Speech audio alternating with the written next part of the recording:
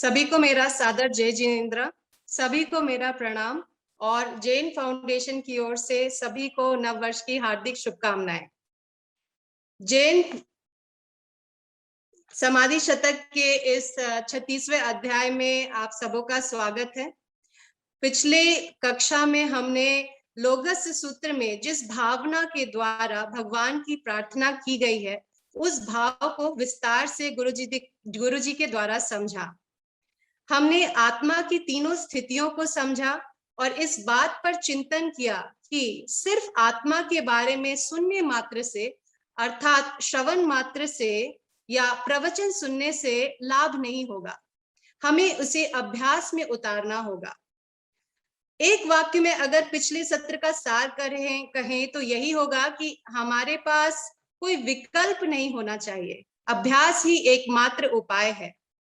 तो इस स्थिति को जब हमने ये भी समझा कि अगर हम बाह्य स्थिति में बराबर बने रहेंगे तब हम अपने अंदर की आत्मा है उससे जुड़ने में समय लगेगा या जुड़ाव उतना इजी नहीं है।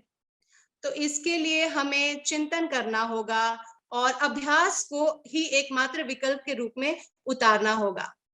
हम ये जानते हैं कि जैन जो धर्म है वो वर्ण, जाति, संप्रदाय आदि से उठकर मनुष्य के जो आचरण है उसको ज्यादा महत्व देता है, मनुष्य के भाव पर ज्यादा महत्व डालता है।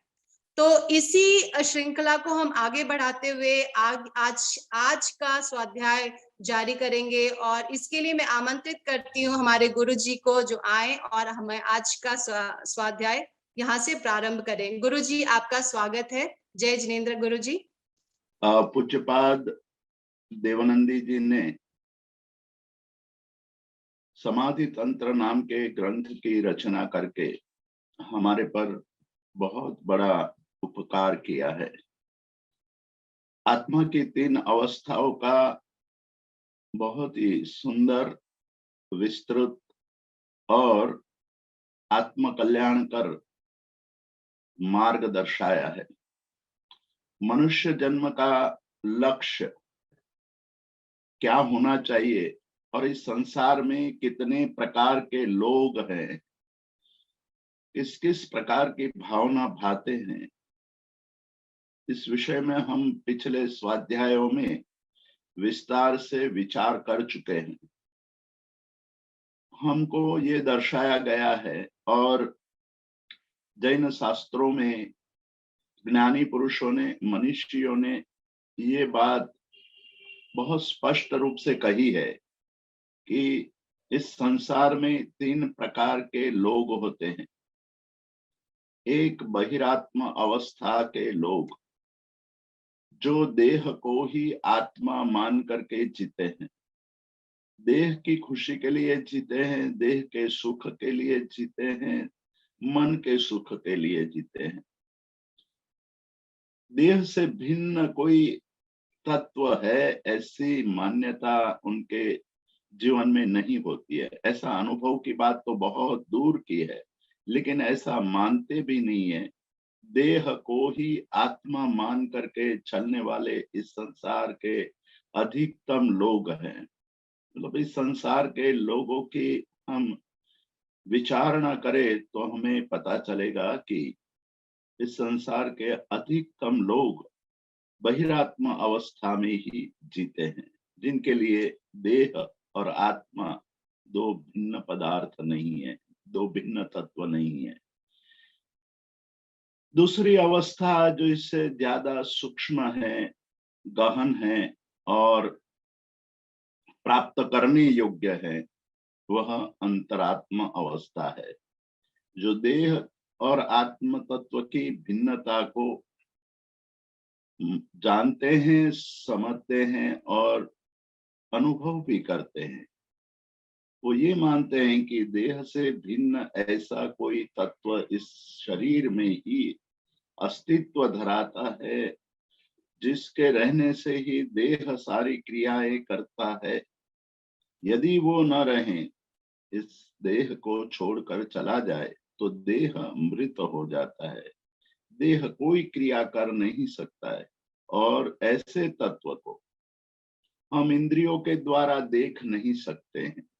मतलब कोई ऐसा कहे कि भाई यदि देह से भिन्न कोई तत्व है तो वो प्रत्यक्ष होना चाहिए, उसकी आवाज सुनाई देनी चाहिए, उसकी गंध हमें होनी चाहिए, उसका स्वाद हमें अनुभव में आना चाहिए, उसका स्पर्श हम कर सकें, ऐसी स्थिति होनी चाहिए। इस संसार में जिसका स्पर्श से बोध हो सकता है, स्वाद से जिसकी अनुभूति हो सकती है, गंध से जिसका अनुभव होता है, रूप से जिसको हम देख पाते हैं और शब्द से श्रवण कर पाते हैं, उतने ही पदार्थ इस संसार में अस्तित्व रखते हैं। ऐसी मान्यता इस संसार में अधिकतम लोगों की है। लेकिन एक बात याद रखनी चाहिए कि जितना इंद्रियों के द्वारा प्रत्यक्ष होता है, उतने ही पदार्थ इस संसार में नहीं है, उससे अधिक भी पदार्थ हैं जिसका हम केवल अनुभव करते हैं, लेकिन इंद्रियों के द्वारा जिसका बोध नहीं होता है। जैसे कि हमें सुख हो रहा है, दुख हो रहा है, हमें पीड़ा हो रही है, मन में क्लेश है, वो प्रत्यक्ष नहीं है, फिर भी अनुभूति के स्तर पर हम उसका अनुभव करते हैं। उसी तरह कई ऐसे सूक्ष्म पदार्थ हैं, जैसे परमाणु। परमाणु इंद्रिय गम्य नहीं है, परमाणु को हम अपनी आंखों से देख नहीं सकते हैं, इतना सूक्ष्म है कि आंखों से देखना नामुमकिन है, फिर भी उसके अस्तित्व का हमने स्वीकार किया है। उससे भी सूक्ष्म पदार्थ अनुभूति के स्तर पर आत्म तत्व है। उस आत्म तत्व का ही प्रभाव है हमारे शरीर पर, कि जिसके रहने पर शरीर जीवंत है और जिसके चले जाने पर शरीर मूर्त हो जाता है। तो ये शरीर की अवस्था को देखते हुए कोई ऐसे तत्व का अस्तित्व हमें स्वीकार करना चाहिए, और वही है आत्म तत्व। और उस आत्म तत्व को पाने की जो मन में भाव उत्पन्न होना, उसके लिए प्रयत्न करना, उसके लिए ही हमें साधना आदि करना, वही जीवन का लक्ष्य होना चाहिए, जिसको अंतरात्म अवस्था कही है। अंतरात्मा अवस्था से भी आगे बढ़ करके एक तीसरी और अंतिम अवस्था है जो परमात्म दशा है। परम श्रेष्ठ उत्तम उत्कृष्ट ऐसी आत्मा की दशा, जिसको परमात्मा दशा कही है, परमात्मा अवस्था कही है, जिसमें आत्मा शुद्ध निर्मल निरंजन निराकार बन जाता है। आत्मा की अवस्था जो परमात्मा दशा में अनुभूत होने वाली है, वो है उसके अनंत चतुष्टय का अनुभव, अनंत ज्ञान, अनंत दर्शन, अनंत चारित्र और अनंत वीर्य के अनुभूति। आत्मा में इतने अनंत अनंत शक्ति पड़ी हुई है, गुण पड़े हुए हैं, लेकिन आवरण के कारण हम उसका अनुभव नहीं कर सकते हैं, कर पाते हैं।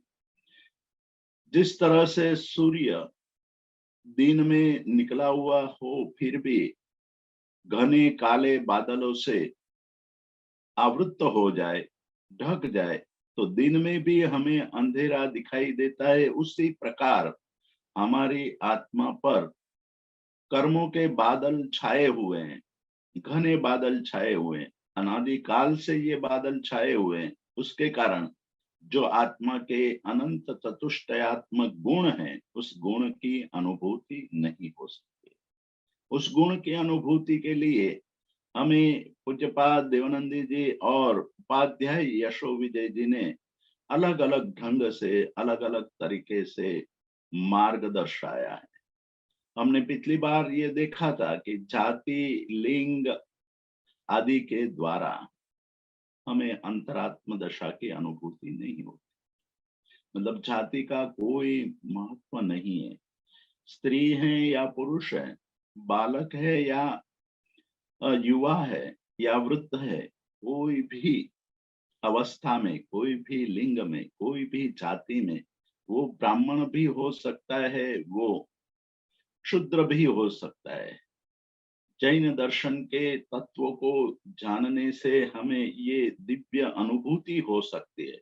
जैन दर्शन में मेतारज मुनि हरिकेशीय आदि हीन कुल में जन्मे थे, लेकिन उच्चतम आराधना करके अंतरात्मा की अनुभूति करने वाले श्रेष्ठ महात्मा हो गए और अपने ही जीवन में केवल ज्ञान प्राप्त करके मोक्ष को प्राप्त कर चुके। तो ये बात हमें ये दर्शाती है कि जाति का साधना में कोई मूल्य नहीं है। अंदर का पुरुषार्थ, अंदर की भावना, मतलब हमारे जीवन में अंदर के पुरुषार्थ को हम जगा दें, हमें ये एक लगन लग जाए कि मुझे अपनी आत्मा की अनुभूति करना ही है, मैं उसके बिना नहीं रह सकता हूँ। ये भाव जब आ जाए तब हमारा पुरुषार्थ सघन बनता है। तब हमारे सामने जो अलग अलग निमित्त है, वो निमित्त गौण हो जाते हैं। हमें ये पता चलता है कि अति मुक्तक जैसे छोटे से बालक को भी केवल ज्ञान हो सकता है, और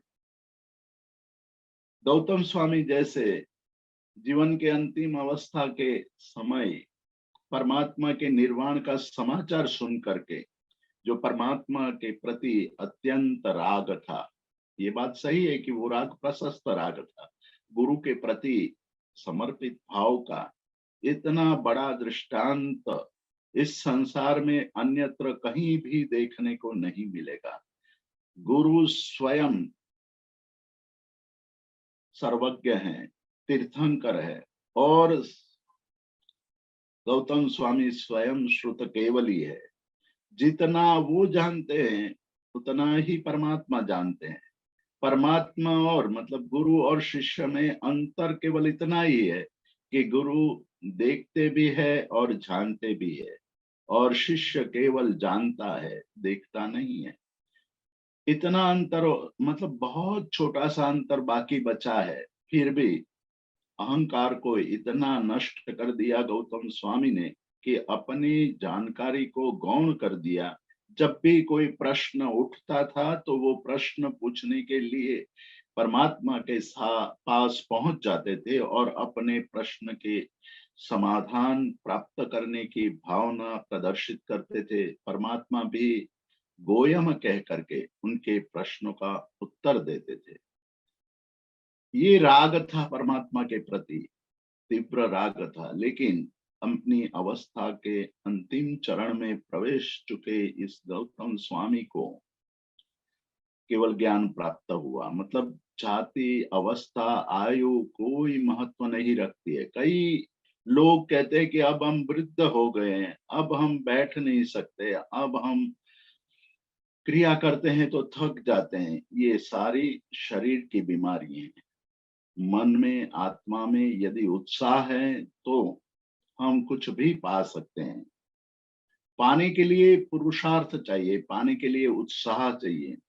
उत्साह हम गवा चुके हैं, उसको दूर करने के लिए ही पूज्यपाद देवानंदी जी ये बात हमें अलग अलग ढंग से समझा रहे हैं कि कोई बात नहीं, देर जरूर हुई है, लेकिन देर हुई है किंतु हम लोग यदि पुरुषार्थ करेंगे तो इसी जन्म में हम कुछ पा सकेंगे। उसके लिए पुरुषार्थ आवश्यक है। सब कुछ छोड़ करके, सब कुछ मतलब हमारी जो भावनाएं हैं संसार के प्रति, पर पदार्थ के प्रति, अन्यों के प्रति, संबंधों के प्रति, उस आसक्ति को दूर करना है, उस मूर्छा को दूर करना है। उस मूर्छा को जब दूर करेंगे, त्याग की बात तो बाद में आती है, मूर्छा का त्याग करना पहला चरण है। उस पहले चरण में अब यदि हम प्रवेश करते हैं तो जाति कोई महत्व नहीं रखती है, लिंग कोई महत्व नहीं रखता है। कोई कहे कि हम स्त्री हैं इसलिए हम बहुत गहन साधना नहीं कर सकते, ऐसी कोई बात नहीं है। चंदन बाला ने जो साधना की, सुलसा ने जो साधना की, उनके अंदर जो रुचि थी, अंदर तत्व के प्रति जो श्रद्धा थी, उसके द्वारा उन्होंने अपने जीवन का कल्याण साध लिया। तो ये बात यहाँ देखते हैं, बताते हैं कि लिंग से भी, स्त्रीलिंग है, पुल्लिंग है या नपुंसकलिंग है, उससे कोई फर्क नहीं पड़ता है। केवल उत्साह चाहिए, केवल पुरुषार्थ चाहिए। उत्साह और पुरुषार्थ यदि हम जीवन में जगा देते हैं तो हमारे लिए आत्म कल्याण का मार्ग खुल जाता है। आत्म कल्याण के मार्ग के बीच में प्रमाद ने ही सबसे बड़ा हमारे सामने अवरोध खड़ा करके रखा है। उस अवरोध को दूर करना है। जब अवरोध दूर हो जाएगा, इस अवरोध को हम हटा देंगे तो हमारे लिए हमारा मार्ग एकदम स्पष्ट हो जाएगा, निष्कंटक हो जाएगा। उससे आगे कहते हैं कि किसी के मन में समय के प्रति आग्रह होता है। समय माने शास्त्र, समय माने सिद्धांत, समय माने धर्म, उसके अंदर आग्रह आ जाए। बहुत बार हमने देखा है कि हम आग्रह से घिर जाते हैं। कई बार हम जिद करने लगते हैं, नहीं ऐसा ही होना चाहिए।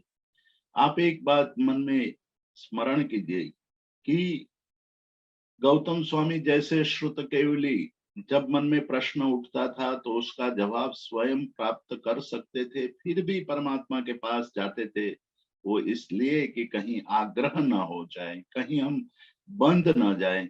आग्रह है वो हमारी विचारधारा को बांध देता है, और बंधा हुआ जल जिस तरह से सड़ने लगता है, गंध पैदा हो जाती है, दुर्गंध पैदा हो जाती है, उसको पीने के लिए कोई तैयार नहीं होता है। यदि तालाब में, सरोवर में, कुएं में नए जल की आपूर्ति नहीं होती है, अंदर नया जल आता नहीं है, तो पुराना जल धीरे धीरे सड़ करके अयोग्य हो जाता है। उसी तरह आग्रह भी हमारे मन को सड़ा देता है, हमारे मन को ऐसे स्थिति में लाकर रख देता है जिसमें हम कुछ और नया सीख नहीं सकते। इसलिए कहते हैं कि ये शांत समय आग्रह। पिछली बार हमने ये देखा था, फिर भी ये अत्यंत आवश्यक बात है। इसलिए मैं यहाँ आज पुनरावर्तन कर रहा हूं कि ये शांत समयाग्रह, समय का आग्रह हो जाए, सिद्धांत का आग्रह हो जाए तो भी कोई आगे नहीं बढ़ सकता है। इसीलिए परमात्मा ने ये बात कही है। जैन धर्म का ये बहुत बड़ा उद्घोष है, मतलब घोषणा है कि परमात्मा ने कहीं भी निश्चय से, एकांत से करने योग्य या नहीं करने योग्य निषेध भी नहीं किया है। मतलब एकांत से ये नहीं कहा कि यही करना चाहिए, और ये भी नहीं कहा कि ये नहीं ही करना चाहिए, लेकिन ये कहा है कि जिससे हमें सत्य की प्राप्ति हो वही करना चाहिए। सत्य की प्राप्ति आत्म तत्व है। आत्म तत्व की प्राप्ति के लिए जो उचित हो वो करना चाहिए। मतलब कि आग्रह का सर्वथा निषेध किया है।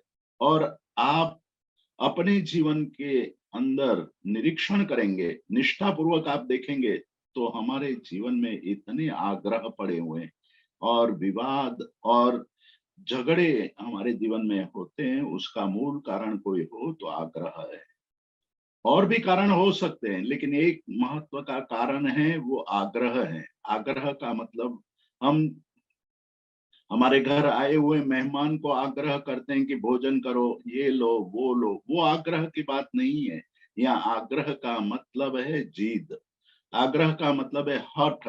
हम हठ लेकर बैठ जाते हैं कि नहीं, मैंने जो कहा वही सही है। तो यहाँ कहते हैं कि समय का आग्रह भी गलत है। समय के आग्रह से भी हमारी विकास की गति रुक जाती है। तेपि न प्राप्नुवन्ति एव परमम पदम आत्मनः। वो भी, ऐसे आग्रह रखने वाले जीव भी आत्मा की परम अवस्था को प्राप्त नहीं कर सकते। मतलब जिसके मन में आग्रह आ गया, जिसके मन में जिद आ गई, जिसके मन में हठाग्रह आ गया, हठधर्मिता आ गई, वो परम पद को प्राप्त नहीं कर सकता है। परम पद को प्राप्त करना मनुष्य जन्म का लक्ष्य है।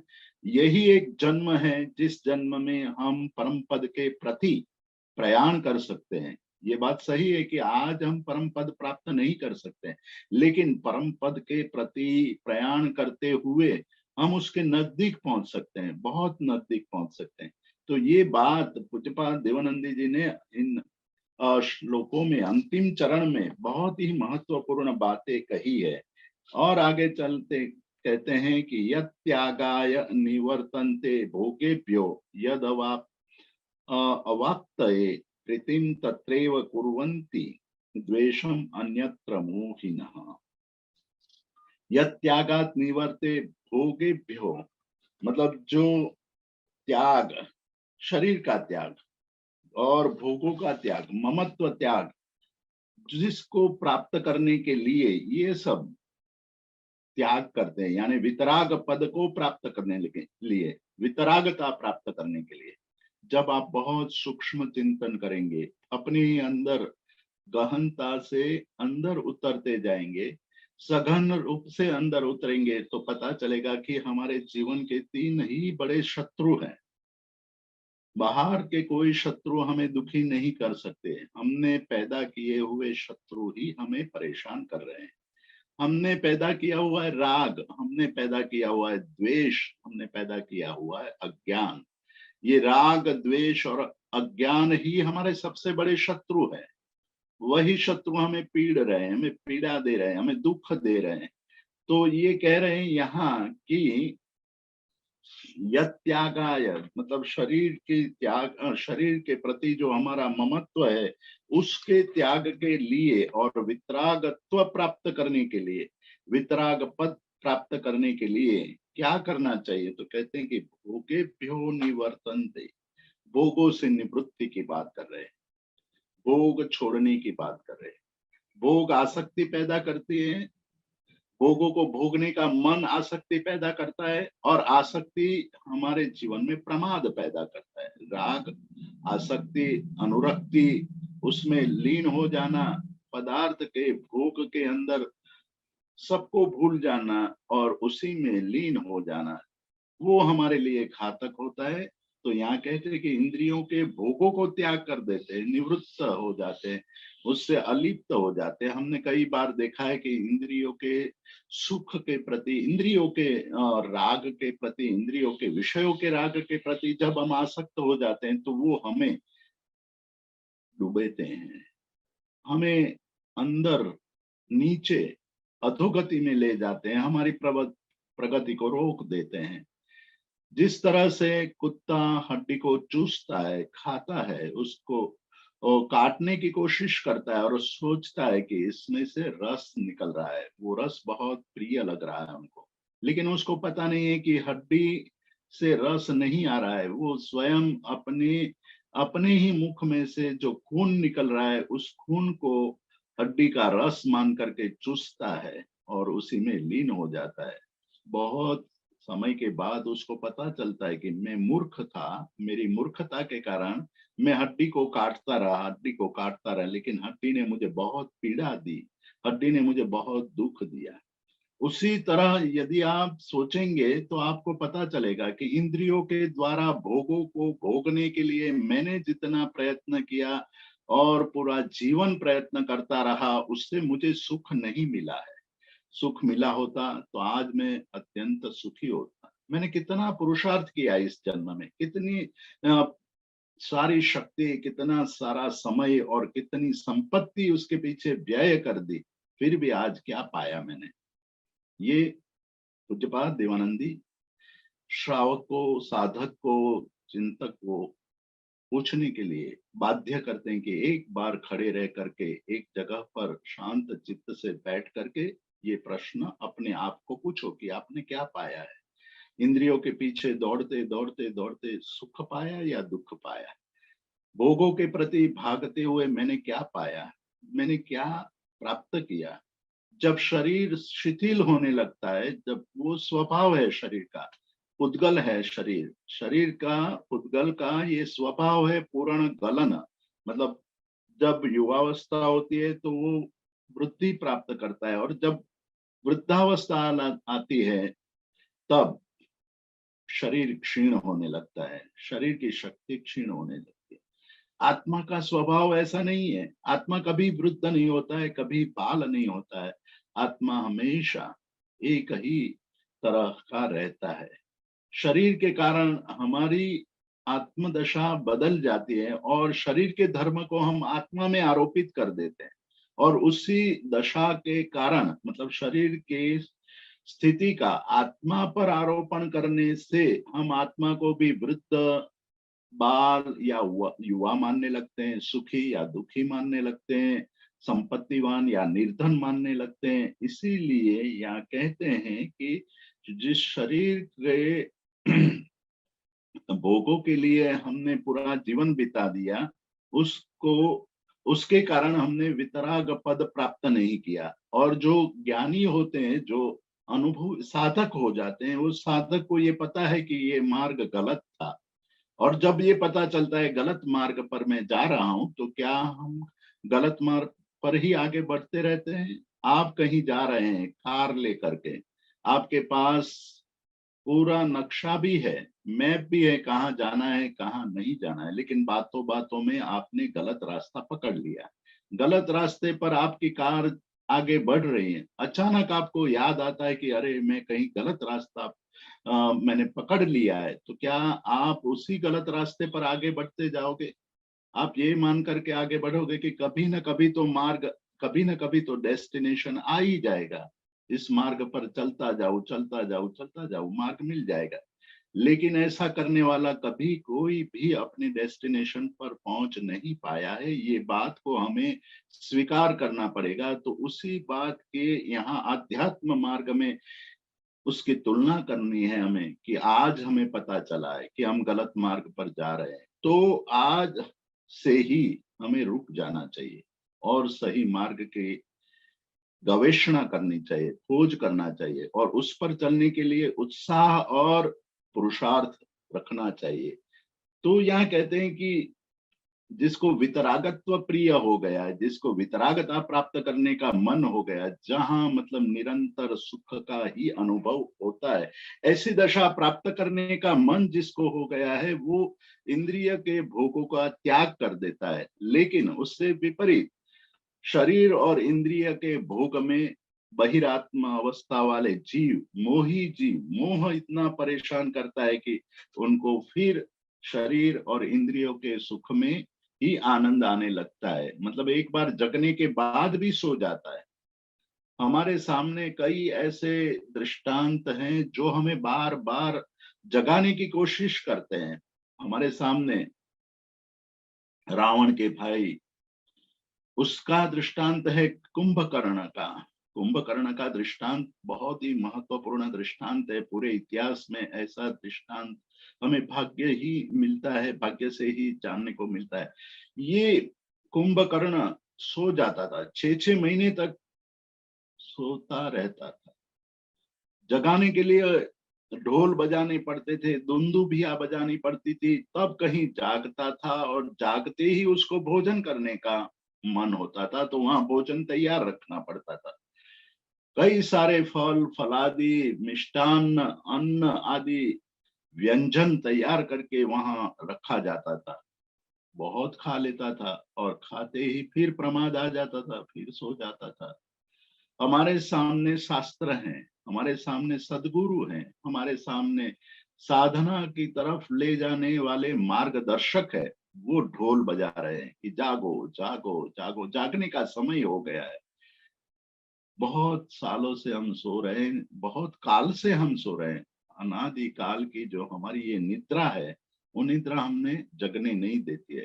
परंतु हमको सदगुरु का योग मिल जाता है, परमात्मा के प्रति हमारे थोड़ी भक्ति पैदा हो जाती है, तो जगते हैं, फिर सारे पदार्थ को देखते हैं, देख करके उसके भोग में पुनः चले जाते हैं और फिर सो जाते हैं, जैसे कुंभकर्ण सो जाता है। कुंभकर्ण तो 6 महीने में एक बार जगता था, लेकिन हम तो अनेक भवों के बाद भी जगते नहीं है। यही आश्चर्य की बात है कि एक अत्यंत सुनहरा अवसर प्राप्त हो गया है, सोने में सुगंध मिल गई है, ऐसा एक अवसर प्राप्त हुआ है। उस अवसर को प्राप्त करके भी मोही जीव, मतलब जिसके अंदर मोह पड़ा हुआ है, उनको ये लगने लगता है कि हाँ ये बात तो अच्छी है, लेकिन उनको पता नहीं है कि संसार में क्या सुख है। उनको ये पता नहीं है कि बड़ी बड़ी 5 स्टार 7 स्टार होटलों में रहने में कितना आनंद आता है, ये नहीं जानते इसलिए बोल रहे हैं। ज्ञानी पुरुष कहते हैं कि ऐसी बात नहीं है। आपने जो अज्ञात प्रदेश मतलब आत्मा प्रदेश में प्रवेश नहीं किया है, इसलिए आपको बाहर के सुख अच्छे लग रहे हैं, बाहर के सुख उत्तम लग रहे हैं, बाहर के सुख श्रेष्ठ लग रहे हैं।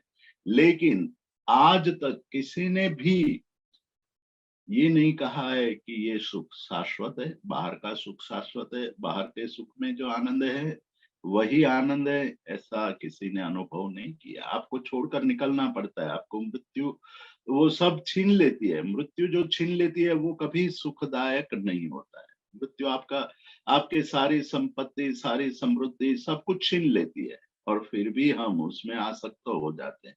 यही सबसे बड़ा आश्चर्य है, और यही बात कहते हैं कि ऐसी प्रीति हो जाती है पदार्थों के प्रति, भोगों के प्रति, ऐसी प्रीति हो जाती है कि वितरागता के प्रति द्वेष होने लगता है।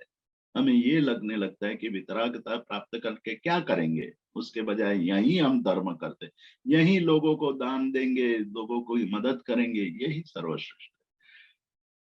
धर्म कहता है कि बात सही है आपकी, दया धर्म करना चाहिए, करुणा करनी चाहिए, मैत्री धर्म होना चाहिए, परंतु उससे भी बड़ा धर्म है आत्म धर्म। आत्मा को भी जानना चाहिए। जो आत्मा को जान करके प्रीति करता है जीवों के प्रति, उसकी प्रीति निर्व्याज प्रीति होती है, उसमें कोई स्वार्थ नहीं होता है। परमार्थ प्रीति होती है कि मेरे जीव को दुख अप्रिय है, वैसी ही स्थिति सभी जीवों के लिए है। तो मुझे जो अच्छा नहीं लगता है वो दूसरे को मैं क्यों दूं, मैं उसकी पीड़ा को दूर करूं, मेरे यथाशक्ति जितना भी हो सके उतनी उनके दुख को दूर करने की प्रवृत्ति में बढ़ाऊं। पर ये बात तभी आ सकती है कि जब अंदर की आत्म तत्व की स्थिति सुदृढ़ बने, जागृत बने और उसमें लीन बने। तब आप देखिएगा कि जो संत महात्मा होते हैं जिन्होंने आत्म तत्व को जान लिया है, वो जितना परमार्थ कर सकते हैं उतना परमार्थ हम भी नहीं कर पाते।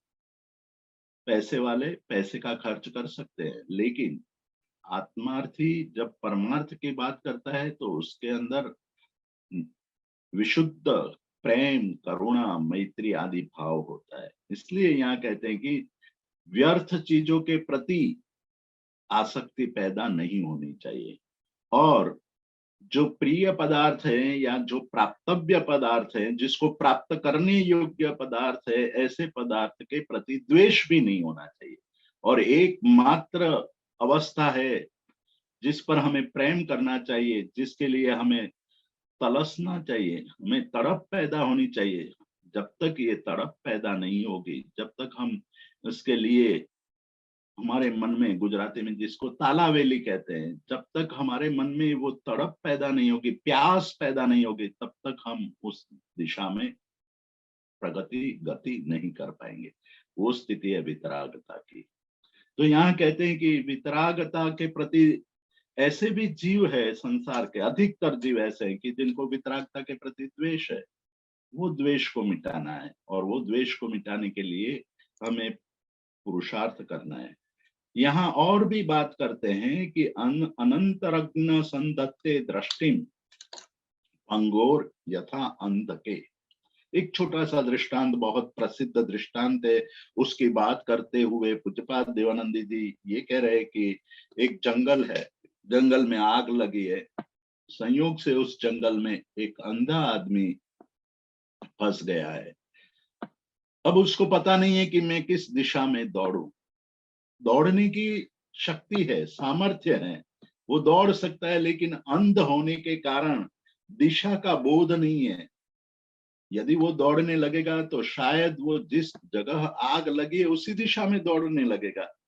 अंध की यही सबसे बड़ी कमी है। तो वो सोचता है कि कोई मुझे मिल जाए, कोई दृष्टि वाला मिल जाए, उस दृष्टि वाले के सहारे में बच सकता हूं, उसके अलावा मेरा बचना नामुमकिन है, मैं बच नहीं पाऊंगा। और संयोग से उसी जंगल में एक पंगु लंगड़ा आदमी वहां फंसा हुआ है। वो सोचता है कि कोई ऐसा आदमी मुझे मिल जाए कि उसके खभे पर बैठ करके मैं इस जंगल से भाग निकलूं। संयोग से इन दोनों का संयोग हो गया। संयोग हुआ मतलब कि अंध आदमी के खभे पर पंगु आदमी को बैठने का मौका मिल गया। दोनों ने एक दूसरे की आवाज सुनी, बचाओ बचाओ की आवाज सुनी। दोनों एक इकट्ठे हुए। दोनों ने निर्णय किया। अंध आदमी कहता है कि तू मेरे खभे पर बैठ जा। पंगु कहता है कि मेरे पास दृष्टि है, मेरी दृष्टि से मैं आपको मार्गदर्शन दूंगा और हम लोग इस आपत्ति से बच सकेंगे। ये तय हो गया। अंधे आदमी के कंधे पर लंगड़ा आदमी बैठ गया और भागते हुए जंगल से बच निकले। अब जब भाग रहे थे तो दूर से किसी आदमी ने देखा कि कोई एक आदमी आ रहा है। उसको पता नहीं है, दूर से, बहुत दूर से देखा है, इसलिए उनको पता नहीं है कि क्या स्थिति है। तो वो जो दूर से दिखने वाला आदमी ये सोच रहा है कि वही जो देखने वाला आदमी है वही दौड़ता हुआ आ रहा, भागा भागा आ रहा है। यही स्थिति हमारी है कि हम आत्मा और देह, दो तत्व है हमारे सामने। एक पुद्गल तत्व है, एक चेतन तत्व है। लेकिन पुद्गल तत्व पर पुद्गल तत्व का आरोपण जो चेतन तत्व पर हमने कर दिया है, इसलिए चेतन तत्व का जो स्वभाव है वो हम भूल गए हैं। इसलिए यहाँ कहते हैं कि अंतरज्ञ, मतलब जिसको अंतर आत्मा का बोध नहीं हुआ है, उसको यही पता नहीं है कि अंतरात्मा क्या है। इसलिए वो संधत्ते दृष्टि, वो देह की बात को शरीर आत्म तत्व में, मतलब शरीर के सारे धर्मों को आत्म तत्व में आरोपित कर देता है। जिस तरह दृष्टि का आरोप अंधे के जीवन में हम कर देते हैं, दूर से देखकर यही कहते हैं कि कोई दौड़ता हुआ आ रहा है। लेकिन जब नजदीक आता है तब पता चलता है कि भाई वो तो अंधा है, उसको तो चलने की शक्ति है लेकिन आंख नहीं है, दृष्टि नहीं है। दृष्टि तो वो लंगड़े आदमी की है, वो जो पंगु है उसकी दृष्टि है। पर दोनों का समन्वय हुआ तो वो बच निकले। यहाँ कहते हैं कि हमारी अंतरात्मा की स्थिति जागृत नहीं होती है तो हम शरीर के धर्म का आरोपण देह में, आत्मा में कर देते हैं। हम आत्मा को शरीर जैसा ही मानने लगते हैं। एक तरफ हमने पहले जो पूज्यपाद देवानंदी जी ने कहा था कि देह का आरोपण आत्मा में कर देते हैं, और अब यहाँ जो बात कर रहे हैं वो बात उससे उल्टी कर रहे हैं कि भाई जैसे आत्मा का आरोपण हमने देह में किया था और देह को ही आत्मा मान रहे थे, अब उससे एक दूसरी स्थिति की बात कर रहे हैं कि हम देह का जो धर्म है वो आत्म तत्व में आरोपित कर देते हैं। और संयोगा दृष्टि अंगे भी संधत्ते तद्वद आत्मनः, और उसी तरह आत्मा आत्मा को हम शरीर मानने लगते हैं, शरीर के धर्म को हम आत्मा के धर्म के रूप में मानने लगते हैं। तो यही सबसे बड़ी हमारी कमी है कि हम दोनों का भेद नहीं कर पाते हैं। इसलिए शास्त्रकारों ने एक बहुत सुंदर दृष्टांत दिया है, प्रचलित दृष्टांत है, आपको भी पता है कि हंस है वो नीर क्षीर दोनों को अलग कर देता है। उसके सामने पानी मिला हुआ दूध रख दिया जाए और उनको पिलाया जाए तो हंस है वो पानी को और दूध को अलग कर देगा, और दूध दूध वो पी लेगा, पानी वहां बचा रहेगा। कहने का मतलब है उत्तम तत्व को अलग करने की, भेद करने की कला उसकी चोंच में है।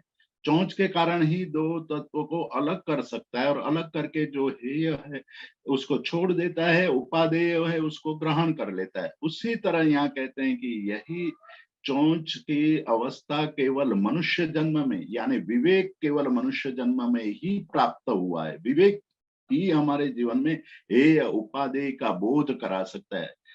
अन्य जन्मों में जिस तरह कुत्ते ने हड्डी को चूसा, हड्डी हड्डी कभी रस नहीं दे सकती है, फिर भी उसमें रसासक्त हो गया, उसी तरह हम जीवन में पर पदार्थ में आसक्त होकर के उसी में आनंद की अनुभूति कर रहे हैं। उसको समझने की बात कर रहे हैं कि हम लोग अनंतरात्मज्ञ, मतलब आत्मज्ञ नहीं है, हमारे अंदर आत्म तत्व का बोध नहीं है, इसलिए हम ये गलती कर बैठते हैं। हम देह के धर्मकोश आत्मा में आरोपित कर देते हैं। तो क्या करना चाहिए? कहते हैं कि दृष्ट भेदो यथा दृष्टिम पंगो अंधे न योजयेत। दृष्ट भेदो, बहुत ही सुंदर शब्द यहाँ प्रयोजित करते हैं पूज्यपाद देवानंद जी कि दृष्ट भेदो, जिन्होंने भेद को देख लिया है। भेद को देखना मतलब कि तत्व के स्वरूप को जान लिया है। तत्व के स्वरूप को जानने का मतलब है कि देह पौद्गलिक है और आत्मा चेतन तत्व है। चेतन कभी पुद्गल नहीं बन सकता है, पुद्गल कभी चेतन नहीं बन सकता, उसका कन्वर्जन संभव नहीं है, संक्रमण संभव नहीं है। देह हमेशा पौद्गलिक ही रहेगा और आत्मा हमेशा चेतन ही रहेगा। ये भेद जिसने देख लिया, इसलिए शब्द का प्रयोग किया दृष्ट भेदो, जो अनुभवी है। जब वो आदमी दौड़ता हुआ दूर से दिखाई देता था तब ये लगता था कि वही आदमी दौड़ रहा है, लेकिन जैसे जैसे दृष्ट होने लगता है, जैसे जैसे नजदीक आने लगता है, तब हमें पता चलता है कि उसके कंधे पर कोई बैठा हुआ है। और नजदीक आता है तब पता चलता है कि कंधे पर बैठे हुए आदमी के पास दृष्टि है और जिस जो आदमी दौड़ रहा है उसके पास चलने की शक्ति है, दौड़ने की शक्ति है, और दोनों का संयोग होने से ही ये संभव बना। इसलिए वो फिर गलती नहीं करता है, वो समझ लेता है कि एक अंधा है, एक पंगु है। उसी तरह जिन्होंने भेद को, चेतन तत्व और आत्म तत्व के भेद को जान लिया है, वो कभी दुखी नहीं होता है। इस कहते हैं कि दृष्ट भेदो यथा दृष्टिम पंगुर अंधेर न योजयेत। पंगु आदमी की बात वो अंधे में आरोपित नहीं करेगा और अंधे आदमी की बात को पंगु में आरोपित नहीं करता। जिसने देख लिया, ये भेद देख लिया, तथा न योजये देह। अब ये बात कह रहे हैं उसी तरह जिन्होंने देह और चेतन तत्व को, आत्म तत्व को, आत्म तत्व के भेद को जान लिया है, न योजये देह, वो देह में चेतन तत्व का आरोपण नहीं करेगा। दृष्ट आत्मन दृष्टि आत्मनः, जिन्होंने आत्म तत्व को देख लिया है उसकी दृष्टि भी आत्मा में ही लीन होगी।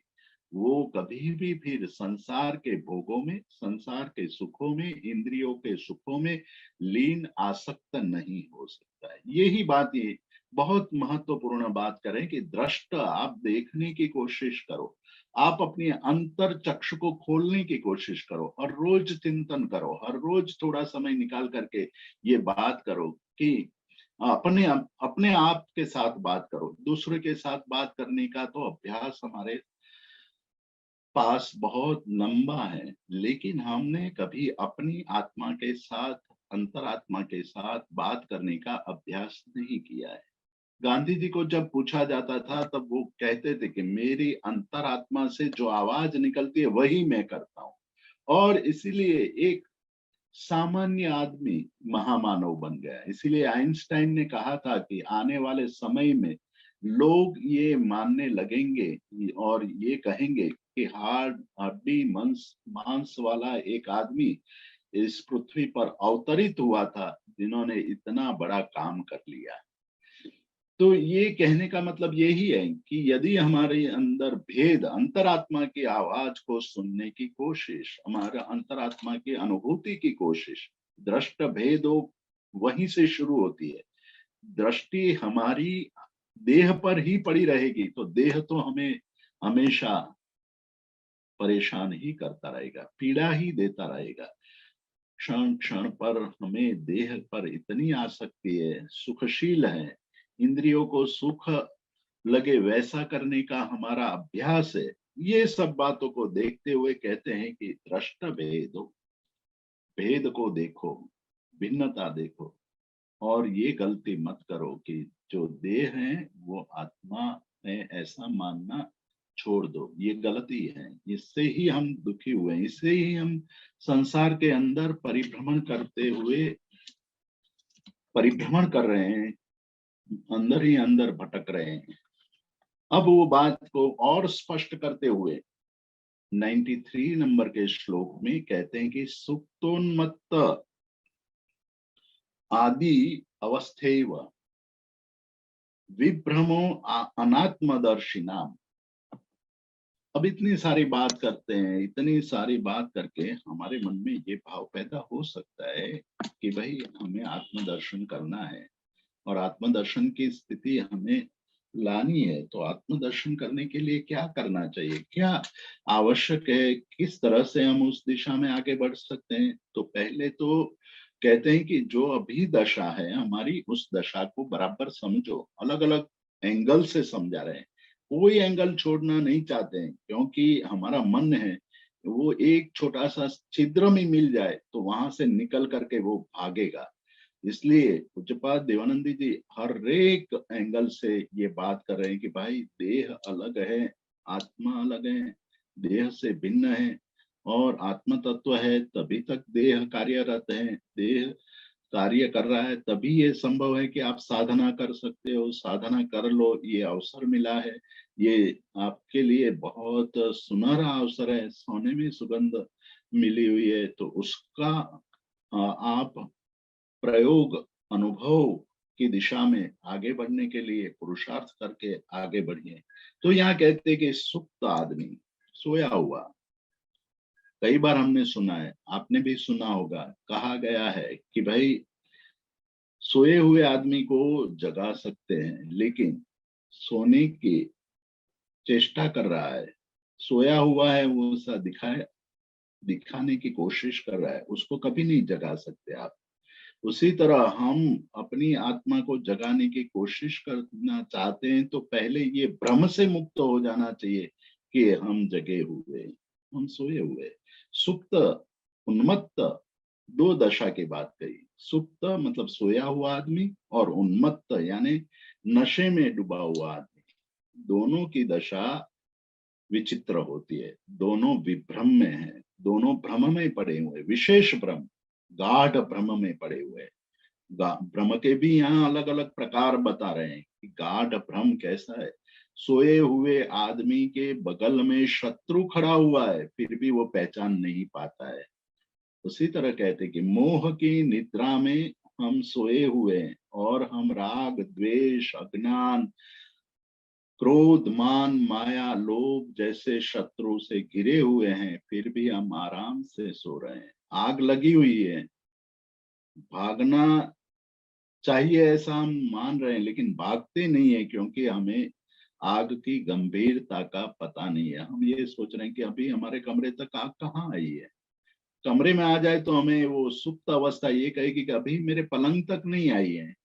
पलंग तक आ जाए तो अभी मेरे बिस्तर में तो आग नहीं लगी है।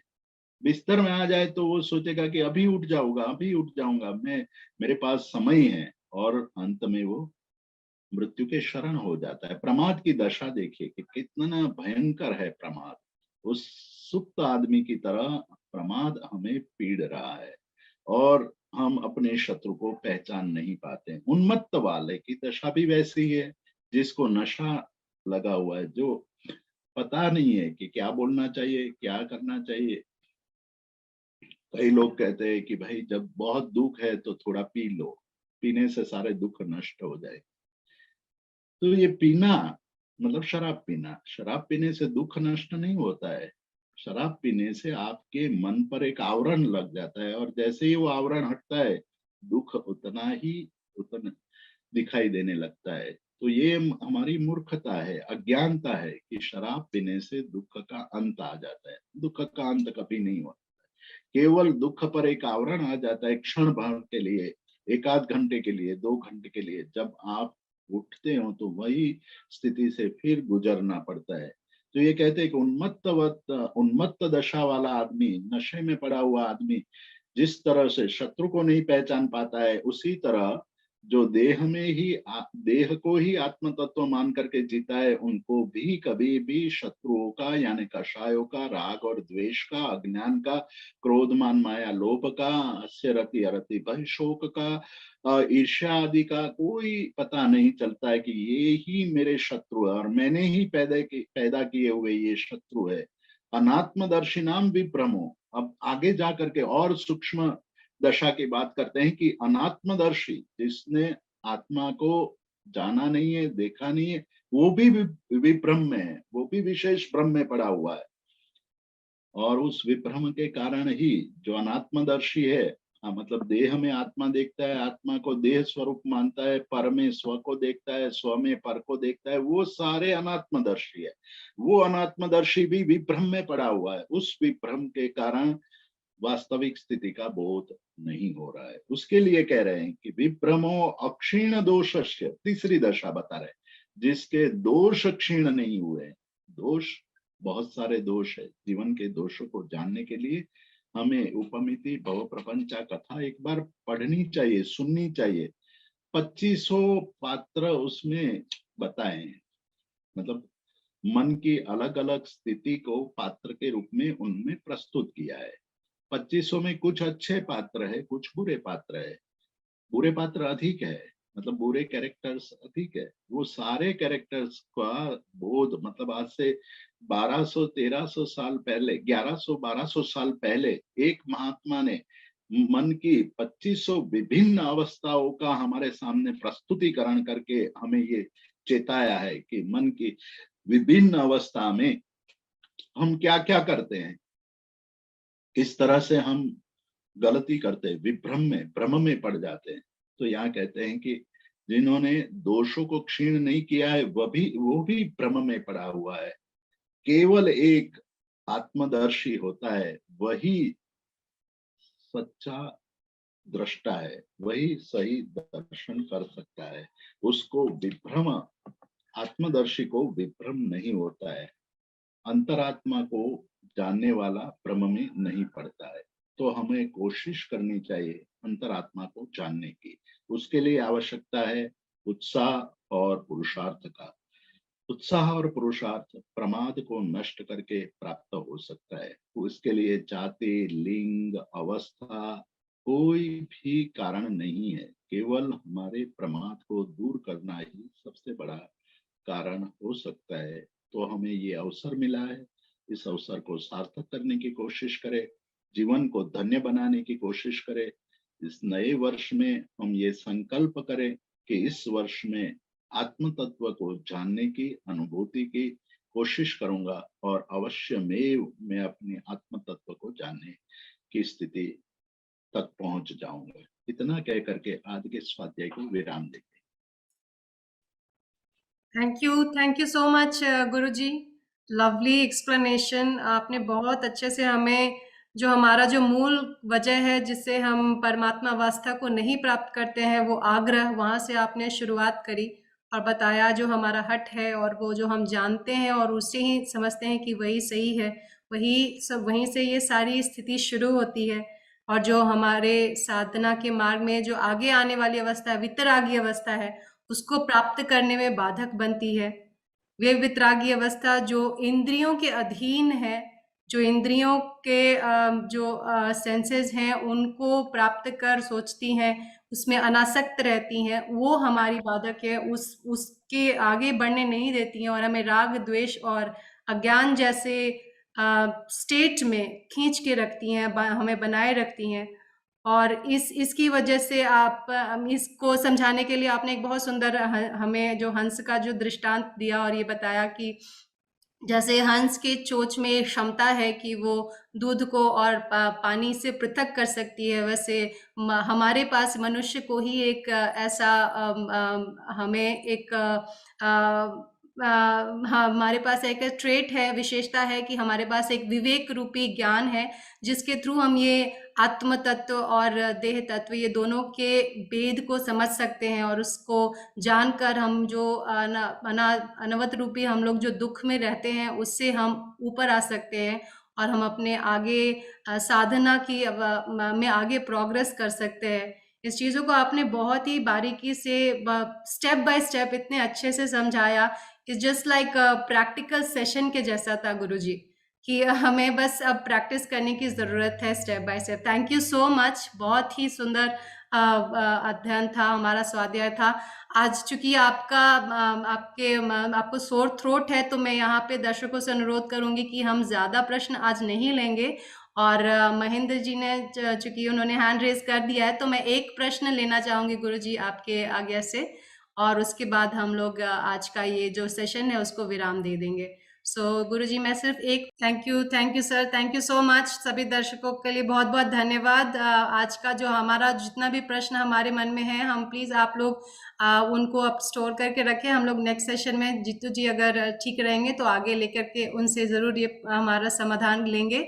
और इसी के साथ मैं आज के सेशन को यहाँ विराम देना चाहूंगी एक छोटे से प्रेयर के साथ। इसी भावना के साथ कि संसार में सभी जीव हमारे मित्र हैं, कोई भी हमारा बैरी नहीं है, इस छोटे से इस भावना के साथ एक छोटा सा प्रेयर।